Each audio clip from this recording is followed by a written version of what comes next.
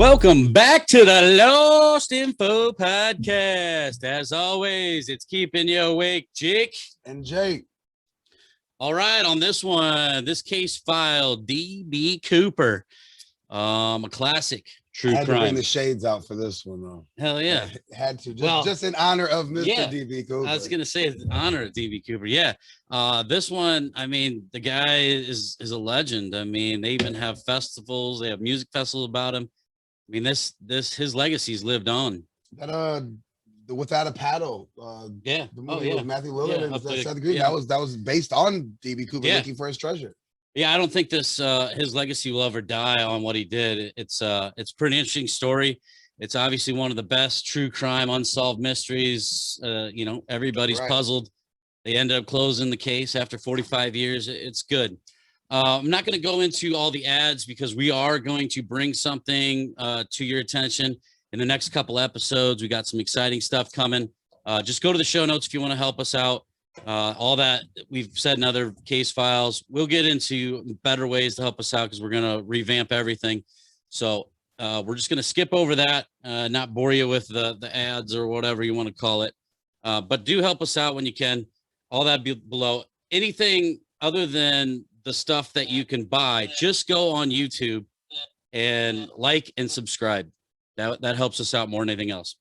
We also just now set up TikTok, the Lost Info Podcast on TikTok, which will bring a lot of little clips and it'll link us to YouTube and everything else. So just join in, come and watch some TikTok videos, like them, come to the YouTube, like and subscribe. That it helps us out tremendously. If you have any questions, also, we encourage you to make comments on these videos. Yeah. Engage with us and or give us suggestions on what you want. Right. Absolutely. What you guys want to see, what you guys want to hear.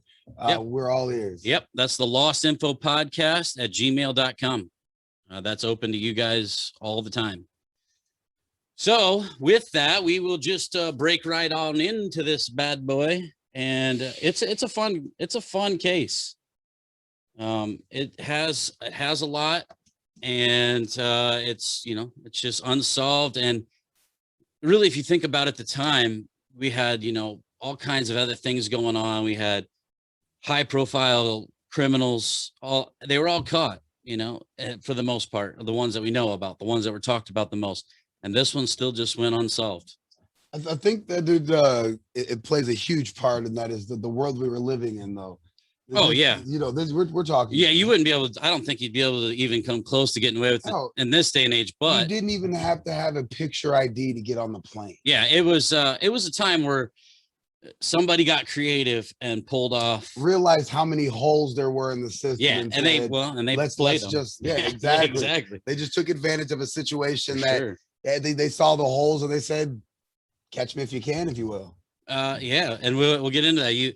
Supposedly there was even letters that was written to law enforcement that basically had said that. So it was it's interesting. So let's just dive right in to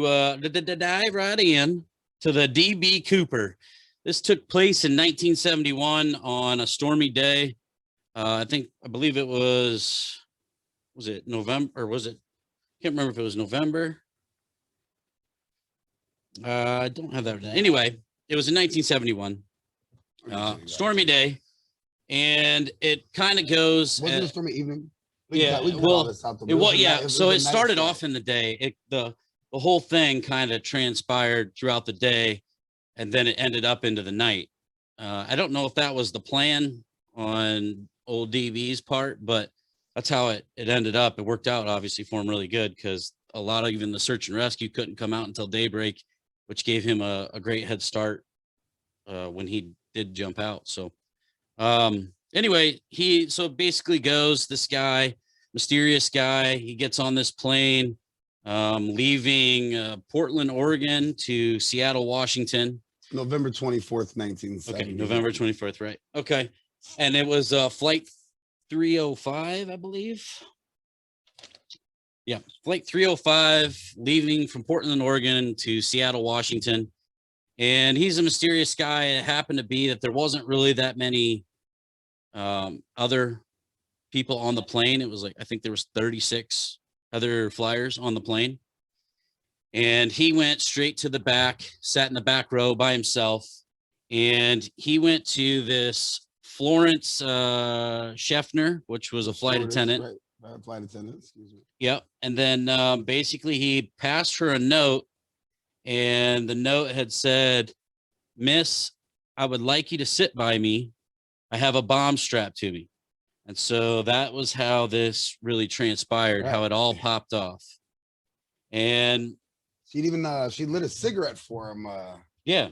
Well, and I think that he was actually like really calm and collected from like the reports. She said, he was really nice, really polite.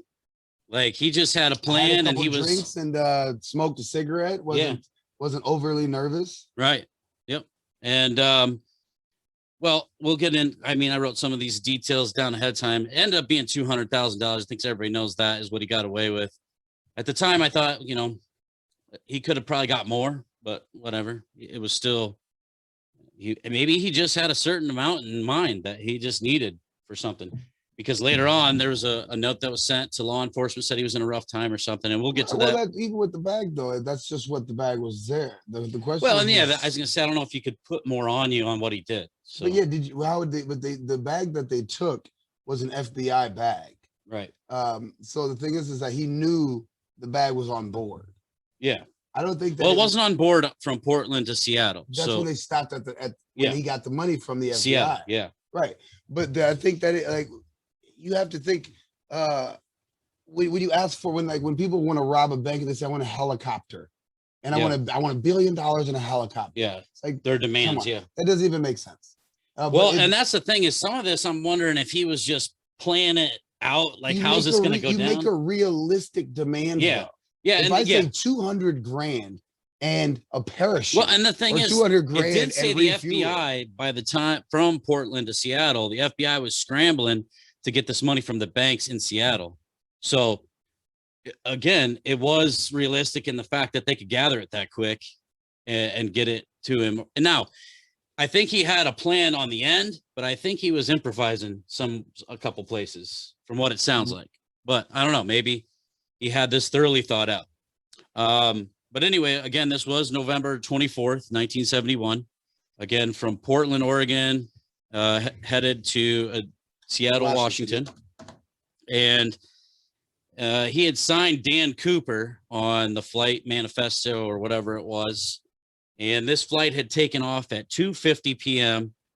In the afternoon. And the plane, again, flight 305, it took off. Then there was a flight attendant, and I think it's Moplo, or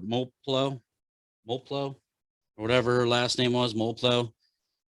And she was the one that kind of got informed what was going on from Florence Scheffner. And so as they were sitting there, this Moplo, I think it's Moplo. Anyway, correct me if I'm wrong, but it's Moplo.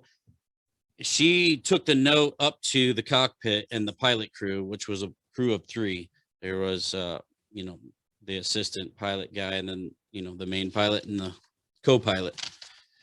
And so on this letter, he had his demands, which was $200,000 when they land, 4 parachutes, and a truck when they landed. So this is where I thought the improvising was going to come, because in the letter, he said a truck, 200,000 and 4 parachutes.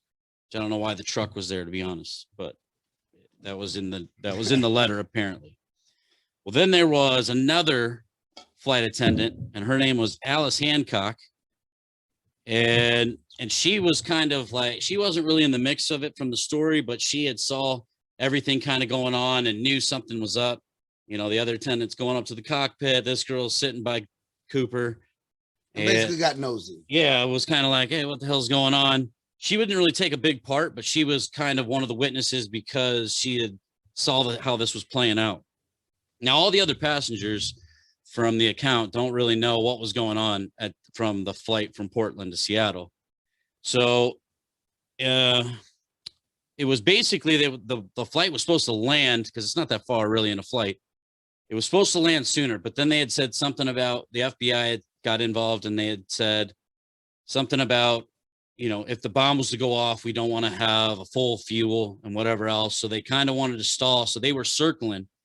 So at 5:40, 2 hours later, after the pilot had circled and, basically burned off a lot of fuel is what the account said, they had landed. And that was, in Seattle, like we had said. And that mole was the only one allowed off the plane at the time to go get the money from the FBI. She walked off the back of this 727. Now, this plane, the way that it's designed, it wasn't side stairs. It was a stairs that came out the back, like straight out the back. Yeah, as a ramp, like a loading ramp. Yeah, like a cargo plane. Exactly. That's a good way to put it. So if you were thinking in your head, so it'd be like jump out the side of a door. It's not like that at all. It was the stairs descended from the back of the plane like a loading ramp. Yeah, the back of the plane opens up and he walks out of the plane and jumps off the back ramp essentially. Yeah. So when people are thinking air pressure would pull you off the back ramp, you really have to jump. Well, because I was reading some stories and stuff. And you're an avid skydiver. I had my first skydiving trip with you. Yeah. So so you definitely understand. Yeah. And that's why some people are like, how did you jump off the stairs? Because everybody thinks in their head, side stairs from a plane. Right. And that wasn't the case. This is aerodynamics. So it does make sense. And now, again, I think that this guy had to be very intelligent on how, everything goes. I even think the paratrooper thing, there was some suspects paratrooping. Ex-military. Yeah, because he knew everything as far as how this was going to happen with him to possibly stay alive. Right. Because, and we'll get into it, but he made specific details that only you would know if you were going to jump. So, but at the time, he asked for the truck and whatever else. Altitude, speed. Yep. Right. So that Mopo was the only one left to go off the plane, grab the money from the FBI. She walked back up the staircase in the rear of the plane and showed Cooper the money. So he was like, okay, this is sufficient. And then they let all the passengers off the plane, and Florence, the first one, and Alice get off the plane, which left Molplo on the plane with the crew. So it was the pilot, the co-pilot, the assistant pilot, Molplo, and DB Cooper were the only ones left on the plane at the time. So then it goes on to at 6:30 p.m., Flight 305 with the 4-man crew was given new demands that was taken again by note up to the crew. And the note had said, fly to Mexico City or anywhere in Mexico nonstop. And I want the landing gear down and flaps up, not over 10,000 feet, no cabin lights, do not land in the U.S. again, and no one behind first class. He also requested to take off with the rear staircase open and down. Now, in the story, it kind of said that they were, I don't know if they were trying to stall or trying to well, basically they said, can't leave the ground with the staircase down. It just won't happen. And so he had demanded to see how it worked and whatever else. So he knew how to lower it. And he said, that's fine. You can bring that up. And then they had also said, well, you're not going to be able to get all the way to Mexico on the fuel that we have. And I even think they refueled it, but they said even on a full plane, you have to make one stop. And so basically he had said, and I believe there was 2 places, and he said, I'll tell you when we do that, but it's either Reno or somewhere. I think it was Tulsa. And then the authorities just thought they were trying to throw him off. He was trying to throw them off. And he said, if we need to refuel, no intentions of ever even going to Mexico City. Yeah. So I think he was like, okay, we can stop at Reno or Tulsa. I'll let you know, whatever else. Let's get this plane in the air. He knew how to work the stairs. So that was basically, I think, his main intention.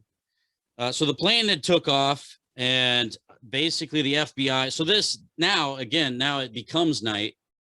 And so I don't think he, took into account that they were going to fly around, lose some fuel, all this and that.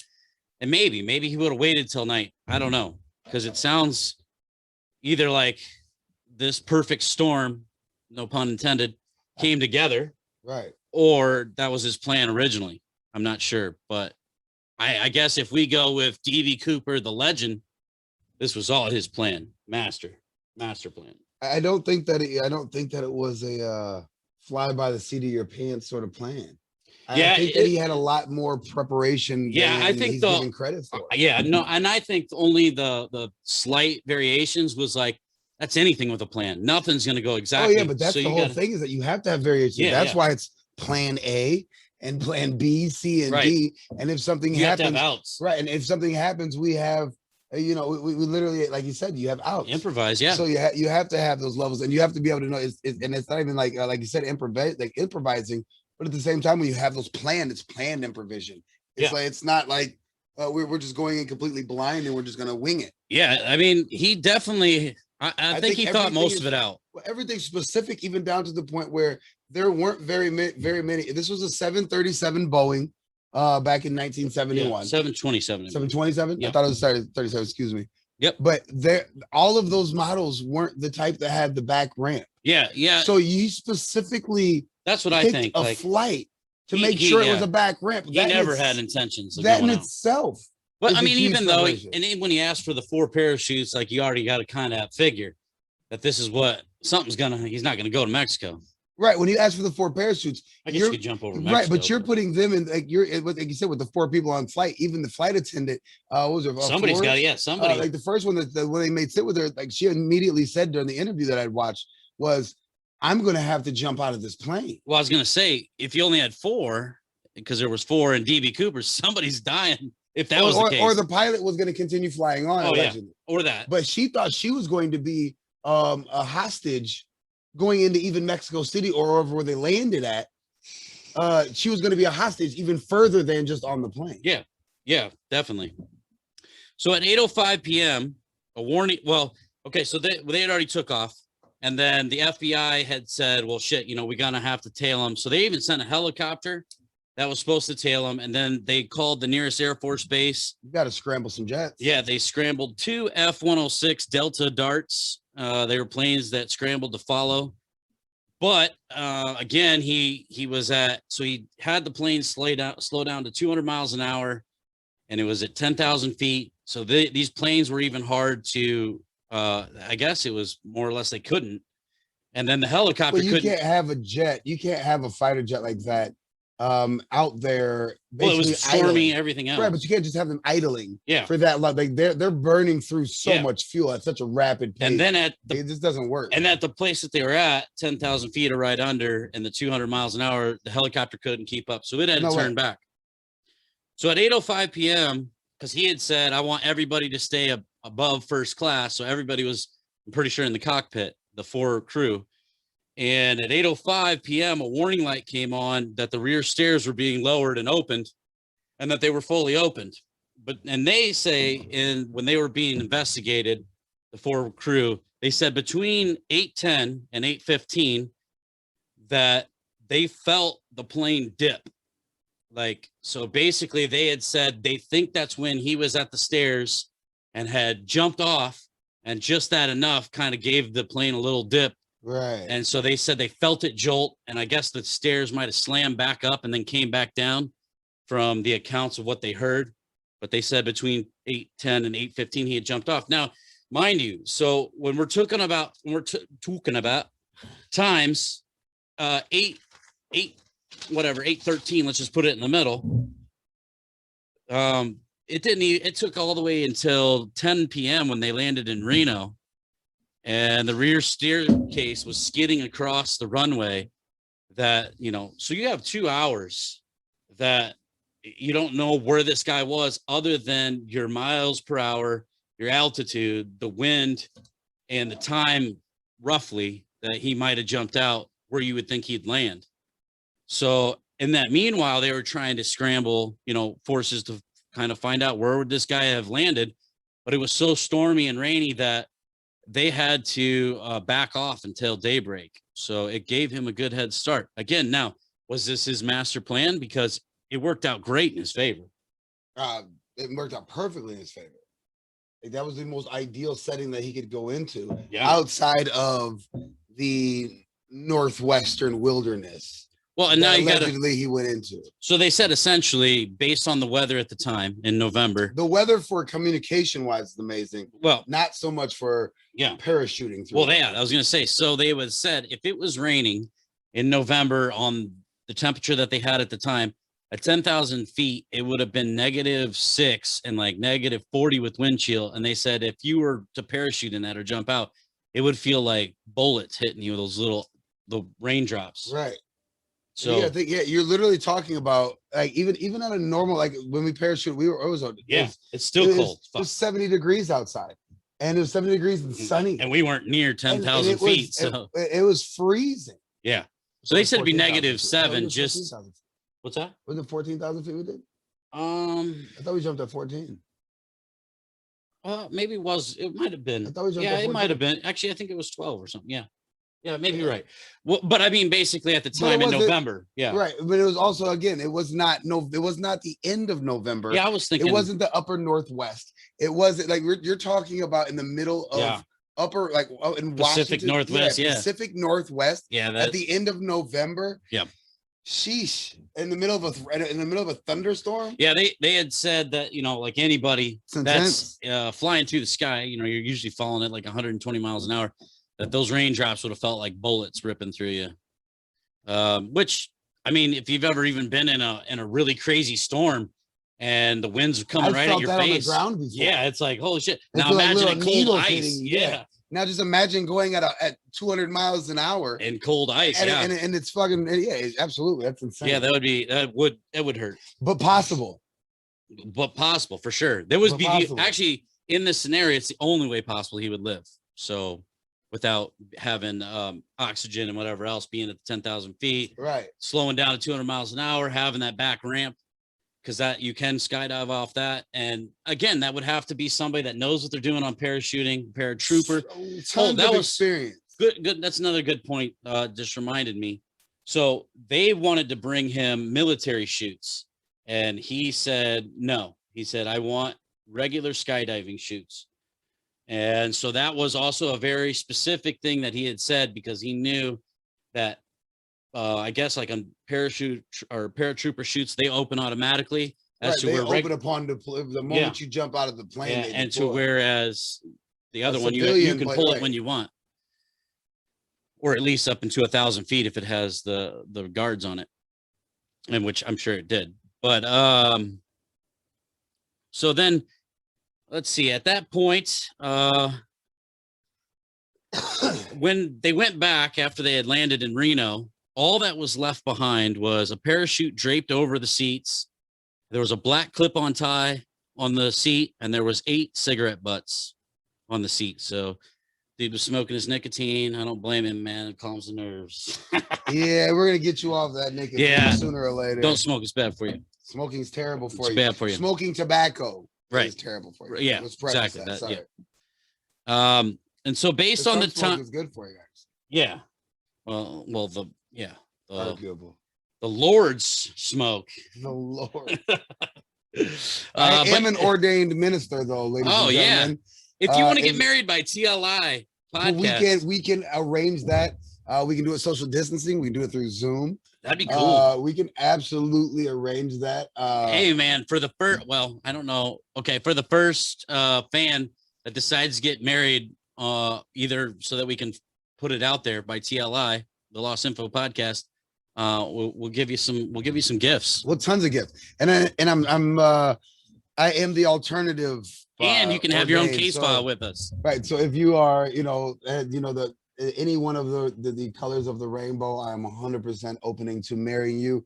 I'm just all about free love. So if you love somebody and you want to spend the rest of your life with them, and you want to share that bond of marriage with them, I'm absolutely all for marrying you, whether it be a man to man, woman to pan, however you guys would like to, whatever non-binary, whatever pronouns are used or not used. I apologize. I don't mean to offend. I'm just ignorant on a lot of them, but I'm all about free love. And if you run into any issues, I will make all of the effort in the world to get licensed in your state. Well, that's pretty cool. To make sure that you guys can get married. Like, man, free love. Hey, that's really cool. Absolutely. So that was, a little freestyle there, but I think that'd be cool for anybody else that was looking for something interesting, and that you'll always be in the clouds somewhere. I mean, it'll never leave. So that pretty much sets it in stone. And then anybody that's struggling and to when find you guys and officiate. Yeah, when you guys help us to grow, I mean, you'll be seen by millions. So so they were, like I said, they were scrambling to figure out where this guy would have landed. And that was all based on the speed, the wind speed, where he jumped, about the time. So basically where he jumped was Southern Washington is what they figured. And it ended up being by a small town, Ariel, is where they thought that he would possibly be. So when they went back out the next morning and whatever else, this was just a part that I remember. I mean, they established I think it was 150 agents, and they were combing the woods. They were doing everything. They had a whole grid. Yeah. Tens of miles wide. But how do you really search the Pacific Northwest? Well, I was going to say it's dense, man. That up there is. Yeah, you're talking 1,000-year-old trees and hundreds and we're talking this is where Sasquatch lives, and he hasn't been found since the beginning. So yeah, and yeah, allegedly. Well, allegedly, yeah. Allegedly. Spoiler alert, but that's coming in a joke. Right. All right. So yeah, so they had found this little town in Ariel. This is where they kind of let it down. So they basically combed this woods. They went all out on this search. Couldn't find anything. Nothing. No trace at the time. No nothing. And then it was, I think it was 3 days after a letter came to one of the authorities, and it said, "Thanks for the hospitality. I was in a rut. Signed DB Cooper." So if that was from him, I mean, that's ballsy. Yeah. He just got away. Right. And then let's just sprinkle on Yeah. it. So then it's hey, thanks for the money. Fuck you. And so I thought that I want to believe that was DB Cooper, because I'm damn, that does make him legendary. Absolutely, it does. So I wanted to believe that. So then, which is even greater, another letter comes to a different law enforcement a day or so later after that. And that one said, "I'm alive and well in my hometown, P.O., a system that beat the system." Signed DB Cooper. And I was damn. Now, I was thinking Portland, Oregon, but there were countless, though. There were countless, literally thousands. Yeah, the only thing is there was proven fakes.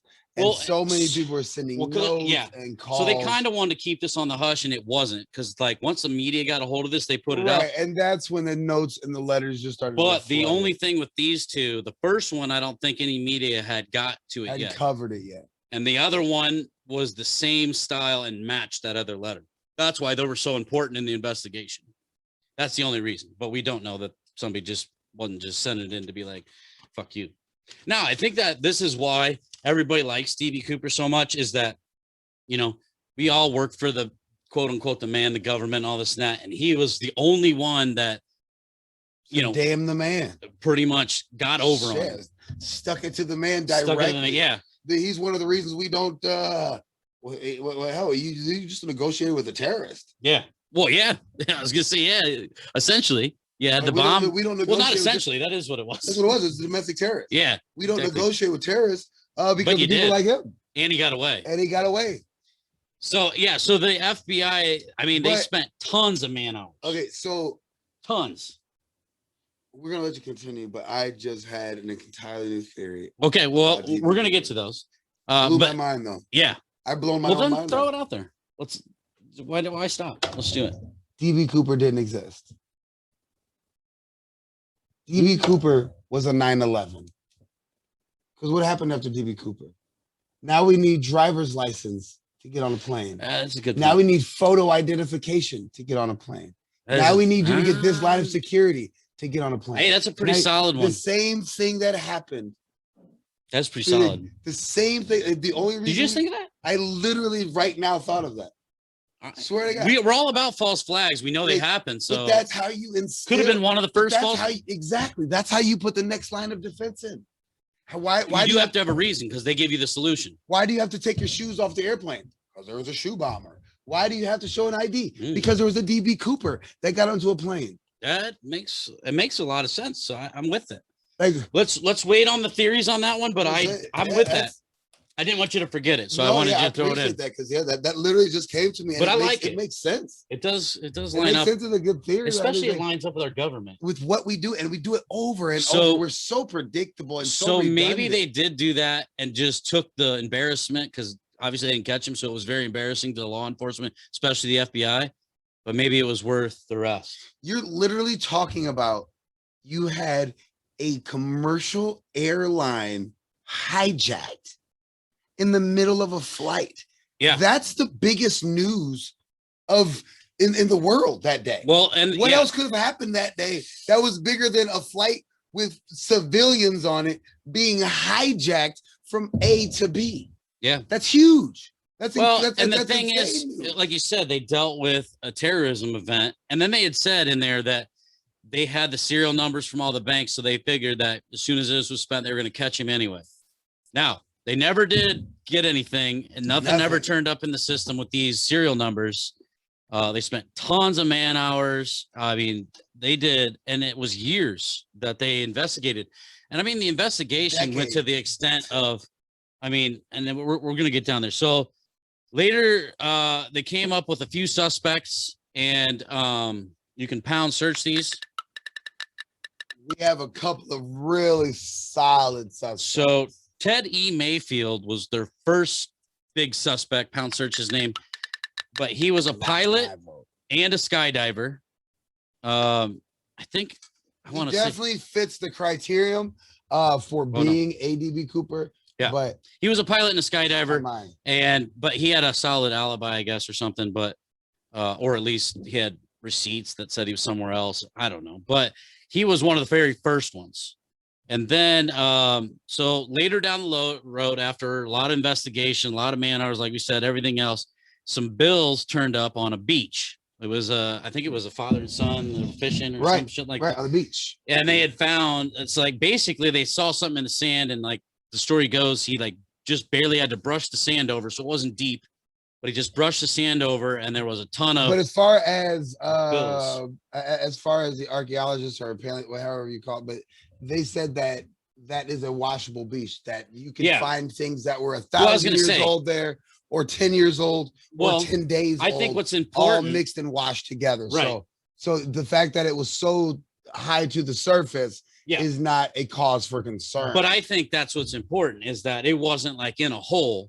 It was more like he could brush like the top layer off, meaning that it probably did wash up, and then everything washed on top of it. Right. And now, so with that, with the story, you can continue. Well, it was just that they had found the bills, and then the serials numbers did match. So it was the money from banks in Seattle, and it accumulated to a little over $5,000. And there's a story of the widower of a gentleman named Dan Cooper, who on his deathbed, Dan Cooper tells his wife, Jo, that he's DB Cooper. That's where all of his money came from. Now, that's the reason he became a successful businessman, because that's where his money came from.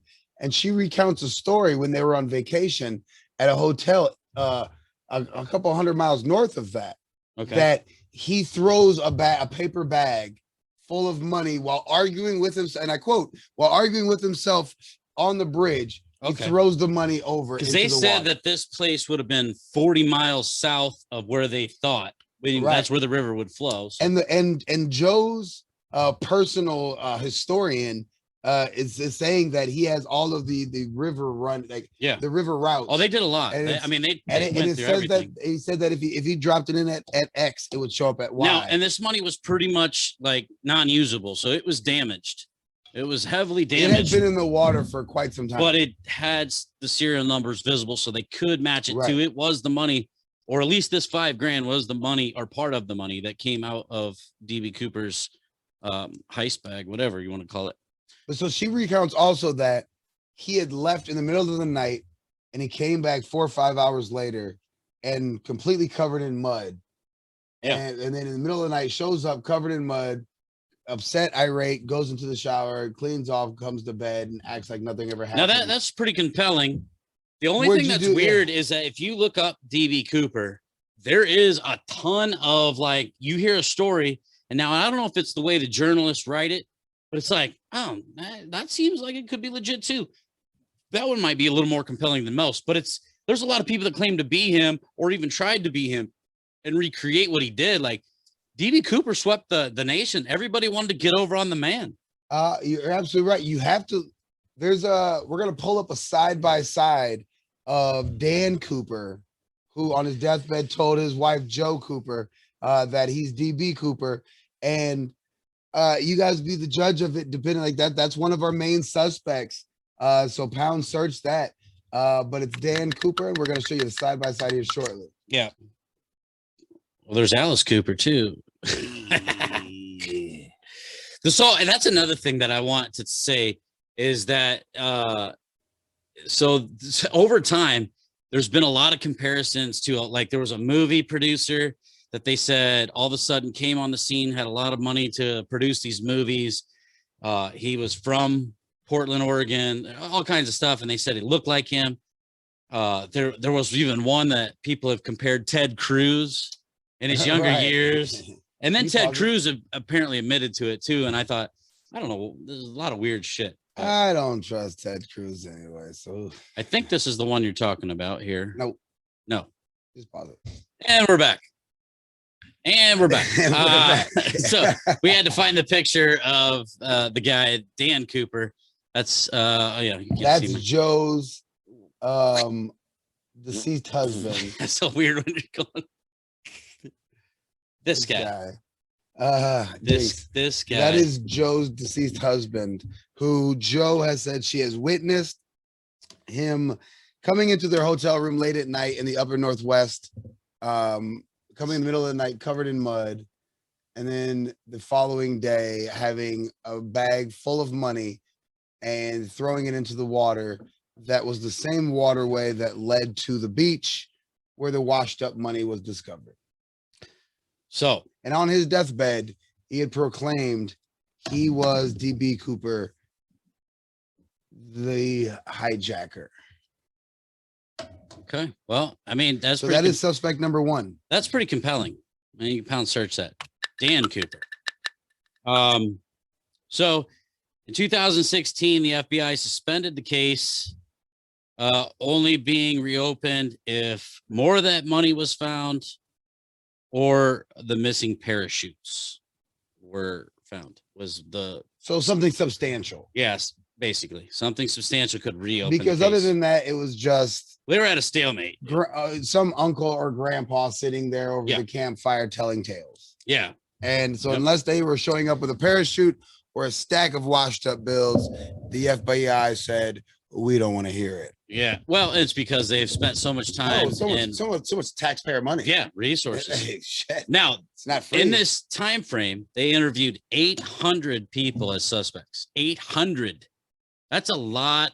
That's a lot right there. We narrowed it down to about 4. Yeah. Pretty solid suspects. But not enough, and they couldn't do anything, even if enough to close the case, but not enough to get a conviction, an indictment, or even a public public accusation. So in the stories that I had heard, along with Dan Cooper, Ted E. Mayfield, there was 3 other ones. There was Kenneth Christensen, which was a paratrooper, and he worked for the Northwest Orient, the airline that was hijacked, which is also like, he's a paratrooper and he worked for that airline, meaning that he would probably know the aircraft and everything else. But pound search that. There was Richard McCoy, who later did the same thing or similar to a copycat on the flight, what was it, flight 835? Or he was a copycat, and he was killed. Well, they say that it was not the reason that they say that it was him. They argue both ways. One say it was a copycat, and the other half say that he actually dropped the money on the first flight because the bag that the FBI put it in did not have handles. It didn't have any straps.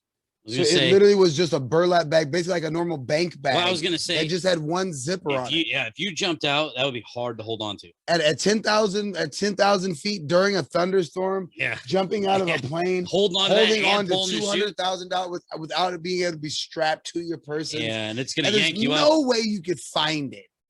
is somewhere flying around in the wilderness. Maybe. Well, that, oh, you're not finding that bag. No, I'm not like if you drop that bag, you're not finding it. If you dropped it, but I mean, maybe he did get away with it. Maybe he dropped it. Maybe he tried again. But that's why they allege that Mr. McCoy right.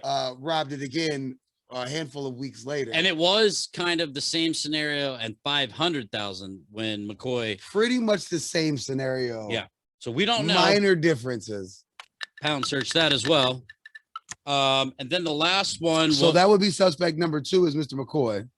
Well, we went from. I'm sorry. I'm sorry. You did add. Yeah, Teddy. I don't believe that the paratrooper was even a suspect in my mind. Yeah, he fits the criteria too well. He was the first one that they locked in on. He had no motive because he was a paratrooper. Yeah, well, it just made sense for them because you're talking about 1970. No, he was a pilot and a skydiver. Well, that's what I mean. But yeah, that was who they first locked into. Then it was Dan Cooper, which he's saying, which we showed the picture. Right. And then there's Kenneth Christensen, which worked for the airline and a paratrooper. And then there was Richard May. Okay, so McCoy. My 5. Yeah, see, I have 4. You have your 4. Yeah. I have. Well, there's one more. Suspects. I have my 4. Oh, you have 5 suspects. There was Robert Rockstraw, which was also a paratrooper, which they investigated and said that he was clean, but he did fit a lot of things. Something about he was on leave for a week and he wouldn't have had to go home, and it would have been a time or something of that nature. But he also was, washed of it because they couldn't prove it. And he supposedly had an alibi. My 4. So Dan, we share the Dan Cooper. But there's also there's a Bob Dayton who was in the Pound search it. But he was an avid pilot, and he retired up in the upper Northwest, and he actually went through a sexual orientation change operation and became Barbara Dayton. And at a party one night with friends Ron and Pat Foreman and a couple other people, the conversation came up. There was a lot of jokes being made, and she pulled her hair back, and took a picture and said, "All right, I'll admit I'm DB Cooper." And they all looked at her thinking she was joking, and then some of the friends actually freaked out, thinking they were going to get arrested, and left the party. But that also makes sense. Like you would definitely want to change your identity in the most extreme way. Exactly. And Bob / Barbara Dayton was an avid pilot, which means that you know the elevation, altitudes, all that stuff, all of these things. You live now and have retired in the exact same area that you allegedly jumped into. Now, wouldn't it make sense if you dropped that bag that you would be there spending the rest of your time looking for that bag, living in that area? Yeah, I'm thinking like you had to. Well, or like you had to wash it somehow because it never came up. Right, allegedly. But if you spent it on drugs and then sold the drugs and then like they took it back to the cartel, that's 2 or 3. But then also my biggest one, the biggest one in my opinion though, is LD Cooper. Pound search it.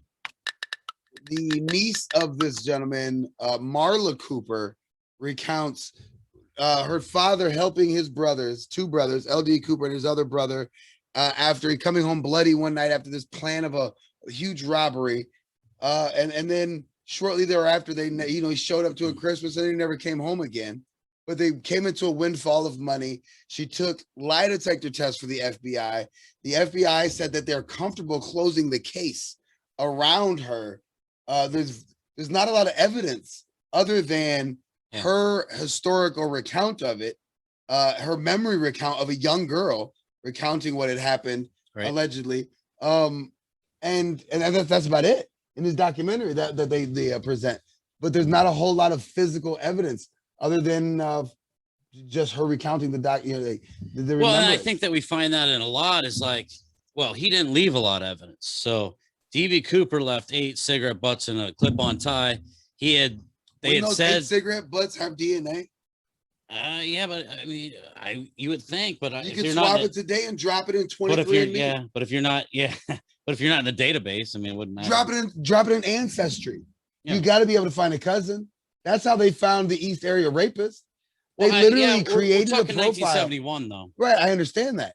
But if I have a cigarette butt, I mean, it has DNA on it. Well, they always even try to trick you. Here, drink this glass. That's what I mean. So what you do is all you have to do is you drop it in the database, And here you go, your little. Well, they might be able to figure it out now, but 1971 we didn't have all that shit. We have it now, though. Where are the cigarette butts today? Closed.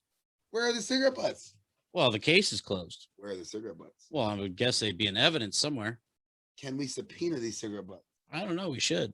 If we can subpoena these cigarette butts, we can make an argument to actually formally close for factually, not formally, because it's formally closed. Well, I don't know if he's still alive. I don't. Well, no, he'd be 90. Oh, he'd be in the if. Yeah. Well, if he was 40, in the age that if he was the age that the flight attendant said that it's roughly 50 years ago. If he was 30 years, if he was 35 years old, then he'd be. Well, then fuck it. Let's open it up because he already got away with it.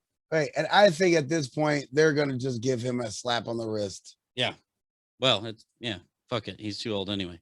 So the one good, interesting thing and good to me because I'm on the side of DB Cooper personally, but it was the only. We paid for it as taxpayers. Well, I know, but I still am on the side of it. Who did he screw up? What did he win? I mean, 200 grand, or no, well, it would have been 195. Maybe. Yeah, maybe.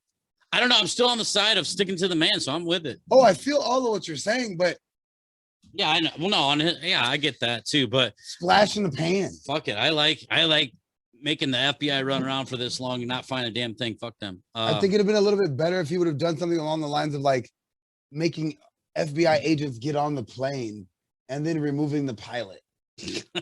Well, I don't know about killing everybody. No, you didn't kill anyone. No. No, you put 50 FBI agents on a plane, and then with the pilot, and then the pilot jumps off with you, and they just figure out how to land it because they know know everything else. Well, that should be in the joke section, but hey, I mean that's extreme. I just kind of want to get over on the government. I don't want to. That's getting over on the government. Yeah, but, I know some law enforcement ain't bad guys. I just like sticking to the government. Hey, a little leaven leavens the whole loaf. Yeah, well, that's true. But I mean, there are some good. But either way, if you have a speck of mold on one slice of your loaf of bread, the loaf of bread is bad. I agree. But individually, like to let them crash and burn. Oh, then rise above. I guess that's what you sign up for. Just rise above adversity. But it was the only unsolved air piracy in the United States history. Now, I will also say during this time, which is really weird, which you could also argue was a prequel to it, or at least a like softening of the blow. There was a lot of hijacking going on. Airplane hijacking. Well, after that, at this time, a ton started happening. Right. And it was really weird how that just became like a thing. And then again, what happened? What happened right after that? More stringent airport security. Yeah, that's when TSA was created. The FBI was so heavily involved with DB Cooper, and TSA is a federal organization. I would not be surprised. Well, that does go back to the theory that you said, and I do like it because it does make sense. And we've done that. I'm sold on that theory now. DB Cooper is a patsy. I know, but then you take away that this guy just didn't get over on him. He did get over. He got over on you. I know. John Q. Public. Well, I get that, but he got over on me. No, I know, but I want to believe it's an individual that got over on the FBI. That's what I've thought for my entire life. Is what I thought about DB Cooper. I've always thought that he was a pirate. I thought that he went on there and he was the bandit. He robbed the stagecoach, quote unquote. But at the same time, I believe that I think that he's not. I think he's more of a figurehead rather than a real thing. I don't believe that he's an actual. Well, maybe he works for the man. Well, let's go into because now that we're into this already, the story is already what we told you. You can pound search most of it. Let's get into off the fence because that's kind of where we're at on this now. So let's just go right into that. So off the fence. Why don't you tell me, Jacob, what you think your theory and what you think is the case? Well, I'm so conflicted right now, Jake. It happens because now I'm conflicted because I like your theory. I've literally done a lot of research and not even research. Research / like fanboy. Yeah. Like about DB Cooper. Like Yeah, me you said, too. you've always been a fan of DB Cooper, as have I. I was just playing devil's advocate. Well, I mean, even when that movie came out, like you had mentioned, without Up the Creek, right. so it was good actors, and then you're like, hey, it did create a lot of memories for a lot of people about it, right? But you think, and I was like, man, what did happen? But I was sold on it being Marla Cooper's uncle, LD Cooper. And then like looking into research, even on my way over here talking to you about it, when I'm saying it out loud to you, I was like, there's just not a lot of physical evidence that support it other than her passing a lie detector test, which millions of people can do. Yeah. And if you believe it's the truth, it's the truth. So it really doesn't matter. Yeah, I was gonna say if she believed it, then she'd pass it. And then you had Joe, this older young woman, that has an historian, and her husband on his deathbed said that it was him. And she recounts so many different events that led to her believing it was. It made sense. The money was going along as well, like the money on the following the river. Yeah. Like that was discovered was the same. I don't know. River. That's pretty compelling though. If somebody came in muddy and they threw money off that bridge that floated down, that's pretty compelling. And I didn't see that one. There was one about a guy in a bay that lived in some bay that was right by that area. That story, but I don't know if it's the way that the journalists write the story was like. That's huge. That's pretty compelling too. But it wasn't evidence. It was more, the people that knew him was like, this is a guy that would do this. He was a paratrooper, or he was a very people recounting his life. He was an avid skydiver. Yeah. But what struck me as we were talking about it was while I was watching the documentaries and listening to what they were talking about, the FBI and J. Edgar Hoover and the story. I guess like the one thing in that one story, real quick, to go back with the Bay, is that people had said that he eluded little clues saying, about Cooper or how he came up with this name that he supposedly took on. And then so a lot of people in the town were like, kind of like, buying into these little hints. And then afterwards they put it together and was like, it's 100% him to them. But in the story, like I said, journalists can sway to where it's very convincing. Right. So like I said, it's but not enough evidence. As we were saying though, like while I was watching the documentaries, there was a huge focus from the FBI, the federal government, J. Edgar Hoover. Yeah. And I believe that it was, and like just as we were discussing it, absolute epiphany. It was a smokescreen in my mind. I believe that DB Cooper, because $200,000, and that's what might even brought it up, is because $200,000 is such an obscure number. It's not a lot of money. It's not for that. Like you're risking your life. You're going out. In 1971, that's a lot of money. But it's not a lot. Not to do that. It's not a lifetime on a desert on a beach island. Yeah. Sipping Mai Tais for the rest of your life. I kind of thought that too. It just doesn't make any sense. So I was talking to somebody that we were going to do this case file, and they were like, "Yeah, DB Cooper got away with millions." I'm like, everybody seems to think that, but no. One comma. And the thing is about it is I believe, like I said, now I firmly, like as we were talking about it, it's clear that DB Cooper it's clear that DB Cooper is off the fence. 100%. The glasses are off. Oh shit, the glasses DB came Cooper off. is a smokescreen from the U.S. government.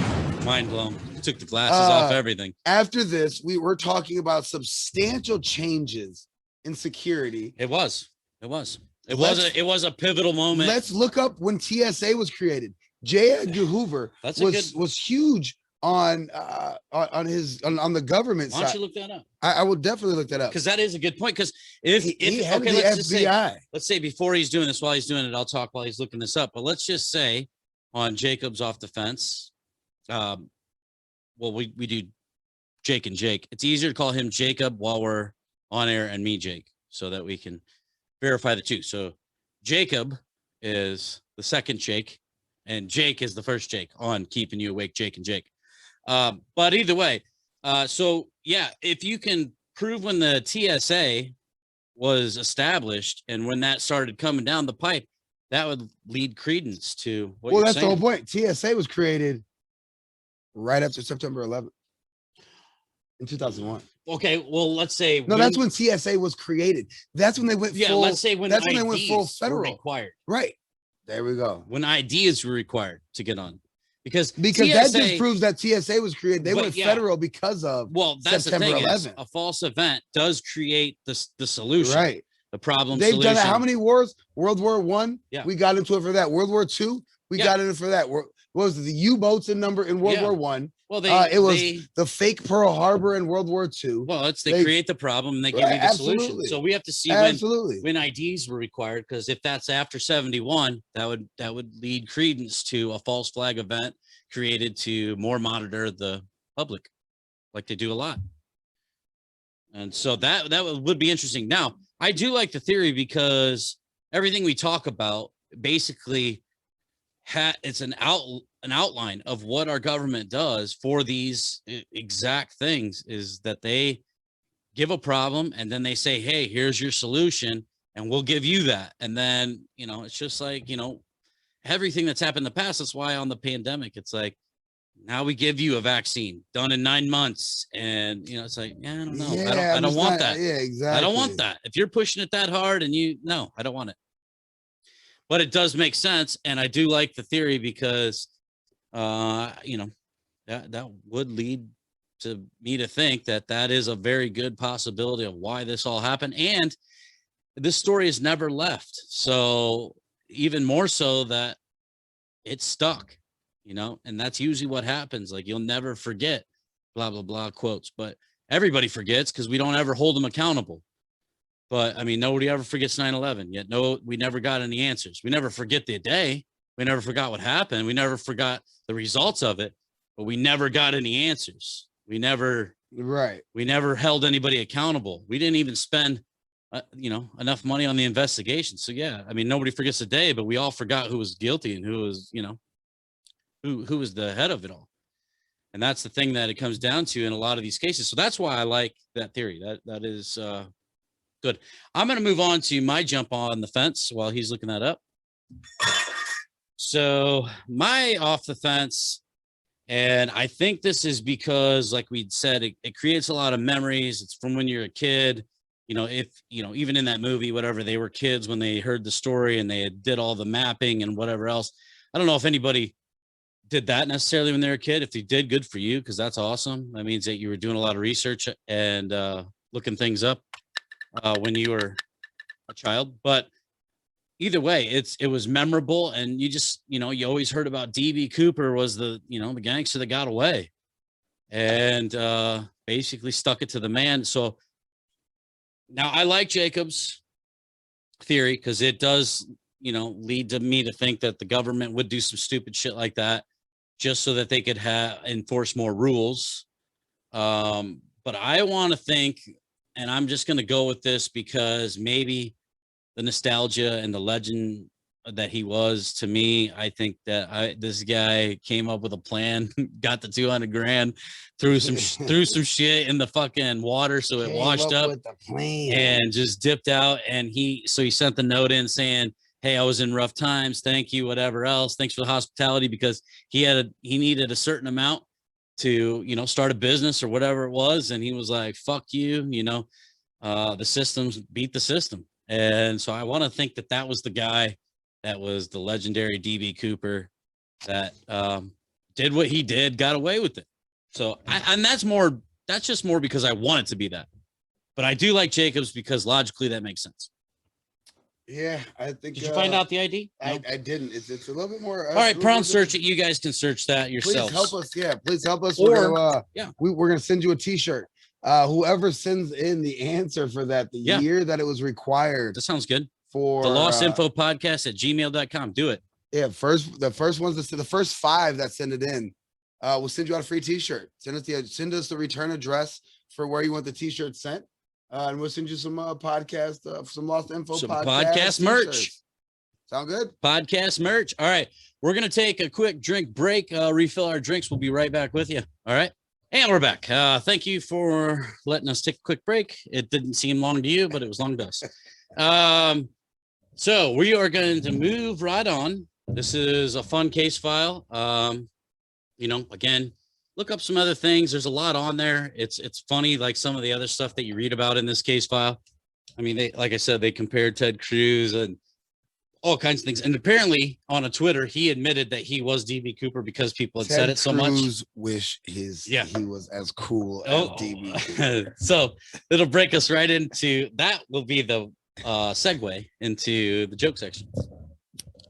So light them up, smoking joke section. Pull out your bongs, blunts, pipes, whatever. Dictionary if you don't smoke. All right, so now this is where it gets real, fellas and ladies and gentlemen. So I wrote a couple of these. I wrote a couple of these. I'm not even going to say which ones I did or didn't, but either way, I did write a couple of these. I'm pretty proud of them, but I'm not going to say which ones. You guys can guess, or you can write, email us in the lostinfopodcast@gmail.com and try to depict which ones I wrote. The first one.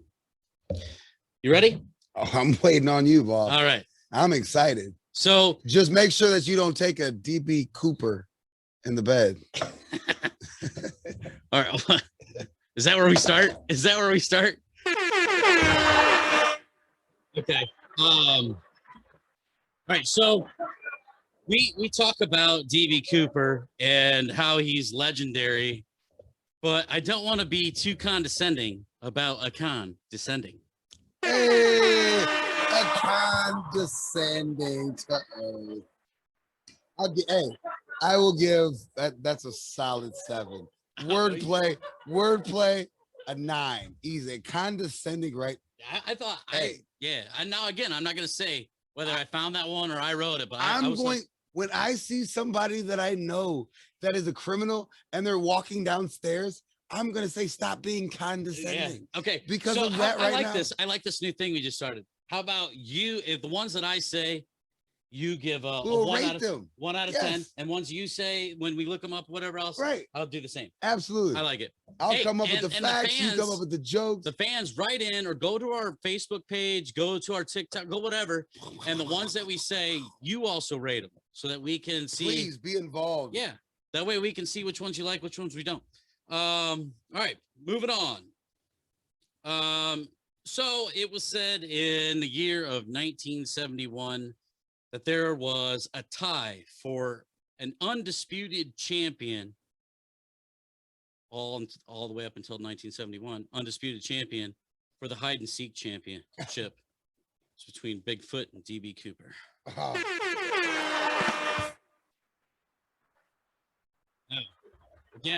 Again, either that one I found or that one I wrote. I don't know.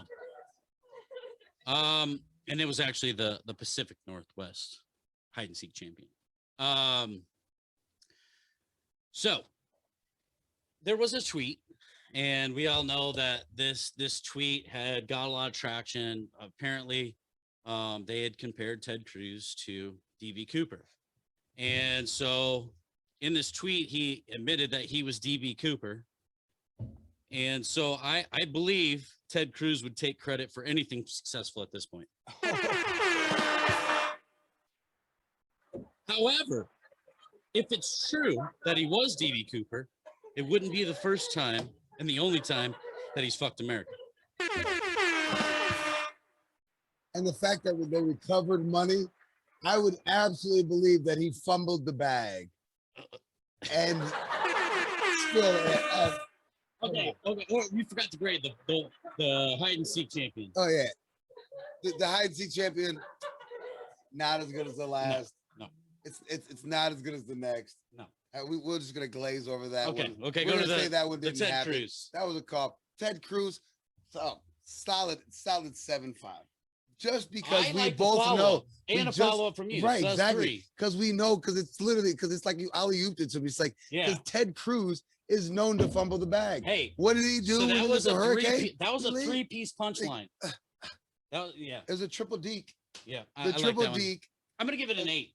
I'm gonna have to go an 8 because I'm gonna 7.5. We're gonna round it up because I'm gonna add because it was a triple punchliner. So I like that one. Okay. Triple deke for the geek. All right. So on to the next one to be graded, which I like this grading scale. We're gonna have to keep this. So what do you call a midget with $200,000 on him that's skydiving? A Mini Cooper.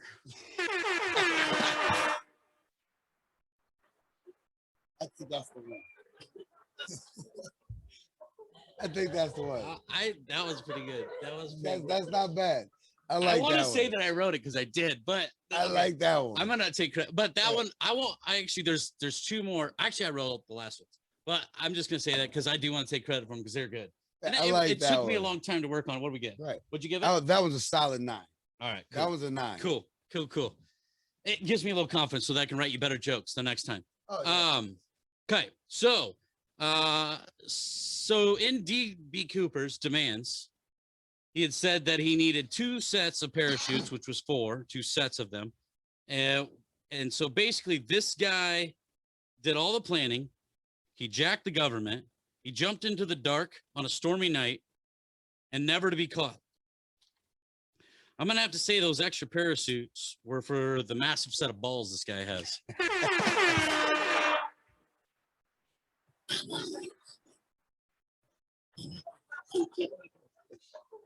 And the judges say That's a solid 7.5. So all right. that's nice. All right. Because his balls must have been enormous. Because Yeah. other than distraction, what else did he use them for? Well, I thought there was another one.